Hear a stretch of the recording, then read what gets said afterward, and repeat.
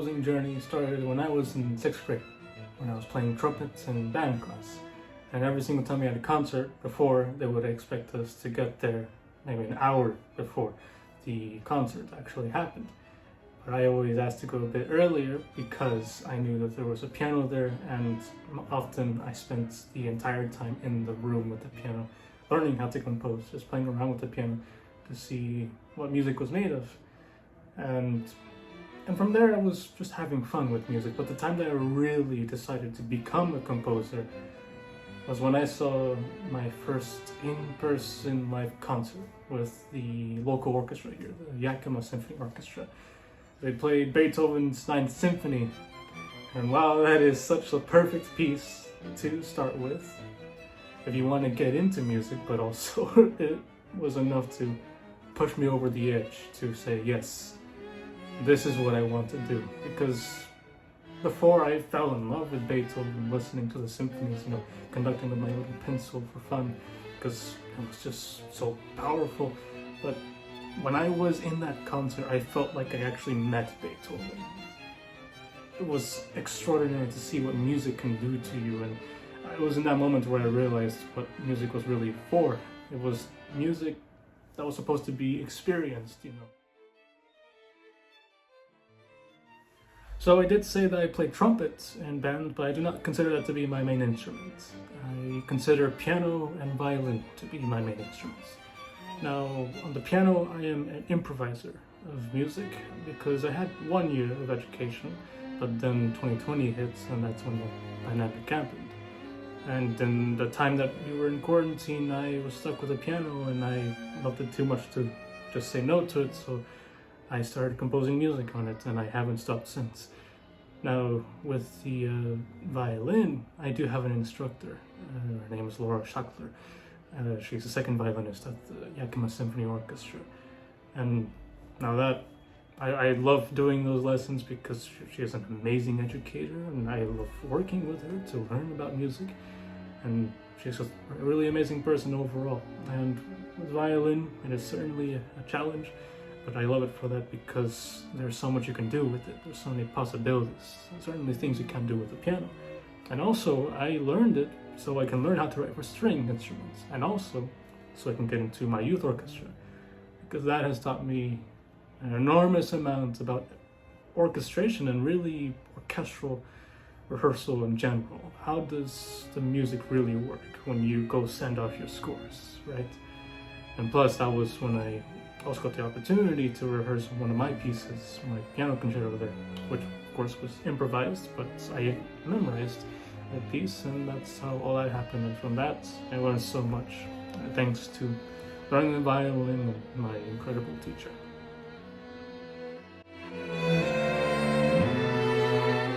Some of the composers I'm currently listening to include Saad Haddad, David Bruce, and Arvo Pärt.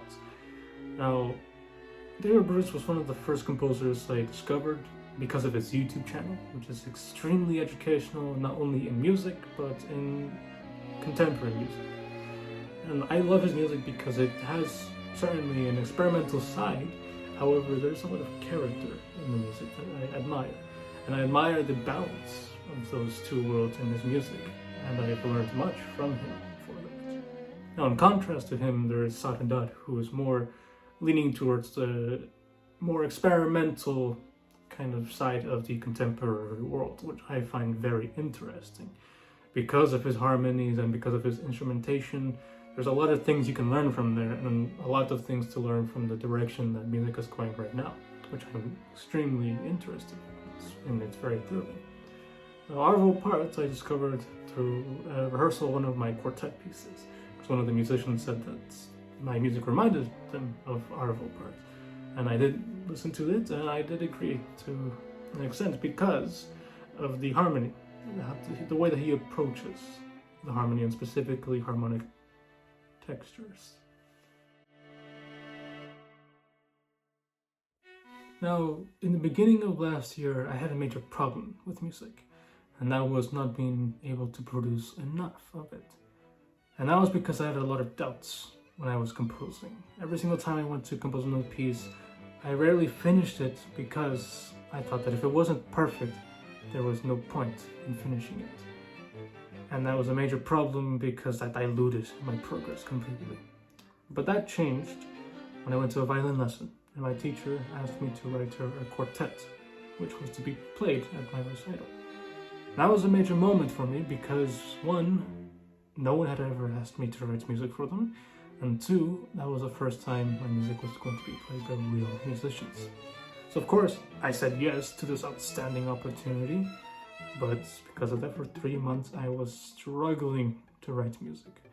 I had a million different sketches of just 20 seconds of music because I was just obsessing over making the perfect piece. That I was thinking, this has to be it has to be the one.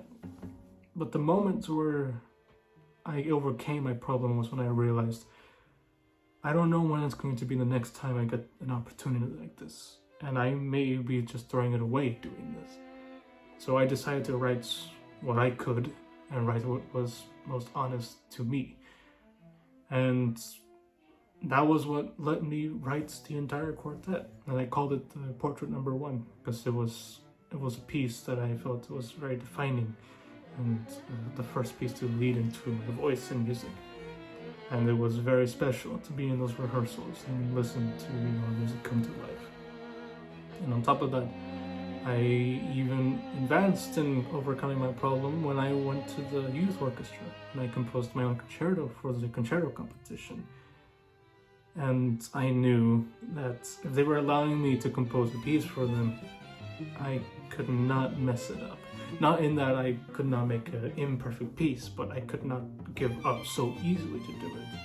And so on the Thanksgiving weekend, I had 4 days completely off. I finished all my work from the college, and I wrote relentlessly because I wanted it so much, and I loved the orchestra too as well. I loved being in it, and I thought it was an amazing experience to be able to compose for it. Now, I didn't win the competition, but they allowed me a performance, and to me, that was everything. And it was also in that moment I realized I did overcome my problem.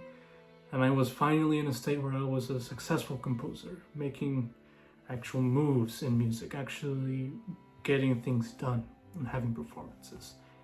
So that was a problem I had, and I'm glad that I don't have it anymore.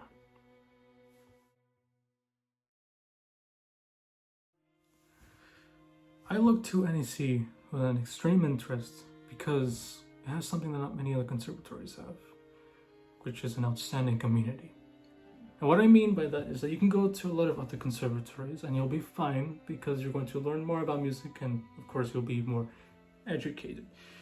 However, NEC takes it a step further because to me, the most thrilling prospects of being able to attend NEC would be to meet all the people at this conservatory. All the professors and students who are so different from each other, who have so many different ideas and so many different perspectives. I mean, to me, there is such educational value there.